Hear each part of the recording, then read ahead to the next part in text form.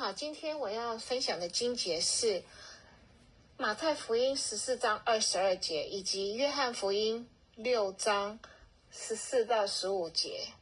我先把经节念一遍，14章22节。所以耶稣随即催门徒上船，先渡到那边去，等他叫众人散开。然后约翰福音的经节6章14到15，第14节，众人看见耶稣所行的神迹，就说这真是那要到世间来的先知。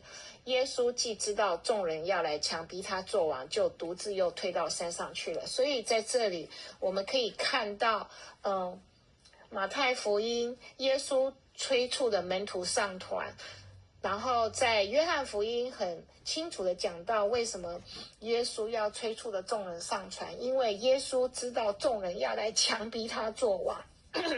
我们知道为什么众人要强逼他做王，因为耶稣才刚行完一个5饼2鱼的神迹。但是在这里我们知道耶稣行神迹并不是为了要做王，而是他怜悯众人没有食物吃。但是因为众人的强逼，所以耶稣知道这个时候神并没有叫他做王，所以他并不顺着众人要他做王的这个事情，而是他要独自祷告，到山上去祷告，他要独自与神相处。这是因为他才刚做完一个服事，所以他是渴望与神有一个内在的生活。这也是主耶稣服事力量的来源，而也给我们众人一个很好的榜样。我们现在也是在服事前、服事后，主耶稣给我们立一个榜样，我们也学着耶稣多祷告，因为我们要知道我们的力量是来自于神，我们的恩赐也是来自于神。如果我们侍奉的好，侍奉的成功，就是神赐给我们的恩典，赐给我们的力量。所以我们要学习耶稣。当我们在服事的时候，我们要知道向神支取力量，向神支取恩赐。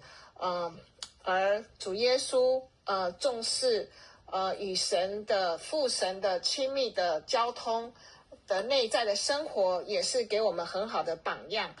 而在这里圣经中很多耶稣祷告的例子，在这里我特别找到几个跟这一次的经文有相干的。是在路加福音第5章，洁净长大麻风的人，第15节，耶稣的名声越发传扬出去，有极多的人聚集来听到，也指望医治他们的病。16节，耶稣却退到旷野去祷告。所以在圣经中耶稣不止在侍奉的时候，侍奉完成的时候祷告，甚至耶稣在侍奉前也有祷告的例子，还有上十字架的时候也有祷告的例子。所以耶稣是我们一个很好的榜样。好，今天我们就分享到此，谢谢。